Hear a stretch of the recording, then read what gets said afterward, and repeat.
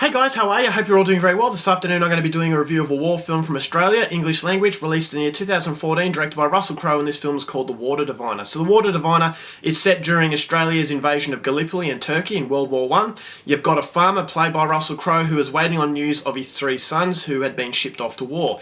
Now he believes that they've been killed, but he wants their bodies returned home. No one's going to help him, so he decides to go over to Turkey himself in order to find the whereabouts of his sons. And then he also has a little bit of hope that maybe his sons weren't in fact killed and maybe they had survived, because obviously no news has got back. So instead of wondering, he's decided to do what he thinks is right, and that is in the name of the love for his sons. So whether or not he can track down his sons, it's something you're going to have to find out for yourself, because that's as far as I'm going with my synopsis.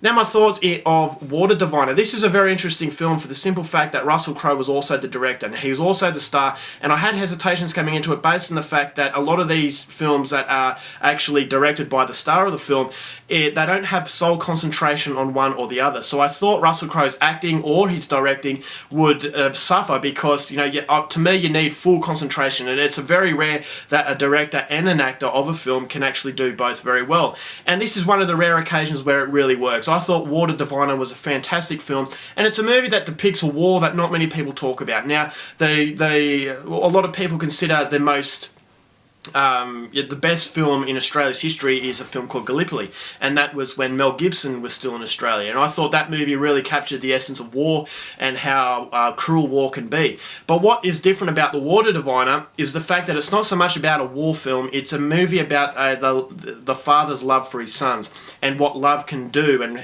the barriers you can pass, and the boundaries. You're not confined within a little space. For the love of your family, you can do anything you want. And I think it's a movie really about family dynamics, and that's what gets me about Water Diviner. It would have been easy to copy what Gallipoli did, basically showing you the war and how bad the war was. We all know how bad war is, and there's only so many times you can replay that same sort of formula.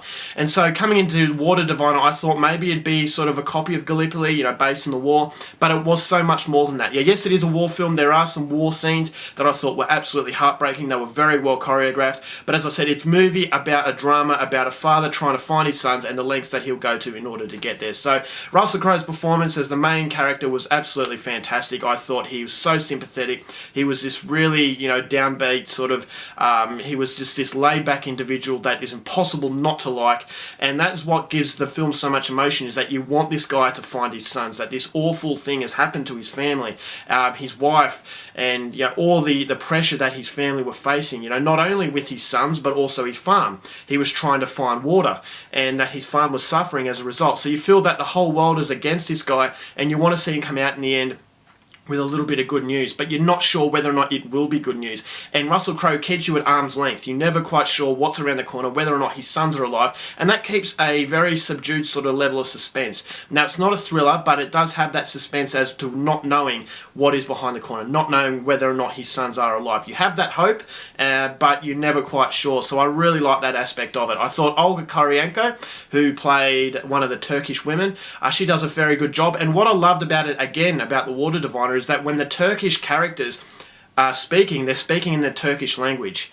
Not all the time. When Olga Kurylenko's character is talking to Russell Crowe, she's speaking in English, but when they're talking amongst each other, they're speaking in their language, and that shows a lot of respect to Turkey. It shows a lot of respect to where the film is set. A lot of these films tend to speak in English, even when they've got native Turkish people speaking to each other. It's in English, as is the case with a lot of American films, so you kind of feel to yourself that, yeah, I'm not really getting into the mood, I'm not really getting into the zone that we're really in Turkey. It actually feels like you're in an English-speaking country. So I really like the fact that the Water Diviner, Russell Crowe forced the actors. Now, not all of these actors were Turkish. Olga Kurylenko is Ukrainian. Steve Bastoni plays a Turkish man. He's an Australian actor. And there were also some native Turkish people in there as well. But Russell Crowe forced these non-Turkish speaking actors to learn the language. And that is a lot of respect, and it does come through. It does come through as a very authentic feeling that the film has. I thought Gallipoli is one of the darkest chapters in Australia's history. There was a slaughter there. It was an absolute massacre. It's a very interesting take in a war film, but not a lot of films really depict this certain area of the war. It's a forgotten area, it's a forgotten time, but in Australia's history, we all remember it as one of the most ghastly periods in Australian history. So the continuity is fantastic. There's a little bit of humour thrown in there as well, and as I said, there's a lot of emotion. It is a tearjerker, it's going to make you cry, and I thought Russell Crowe, he doesn't overdo it. As I said, there are light-hearted moments, there are really emotional moments, and there is also some action in there as well, some scenes of the war, but it's not overdone. What it really wants to be is a family dynamic sort of film. It's a movie about the love one father has for his children and what he will do for it. So it's a very different sort of war film. If you're a fan of war movies and you want something a little bit, unique, then Water Diviner is definitely one to check out. I think Russell Crowe has knocked it out of the park, and I can't wait to see what else he brings. So overall, for The Water Diviner, going to give it 4.5 stars. It comes highly recommended.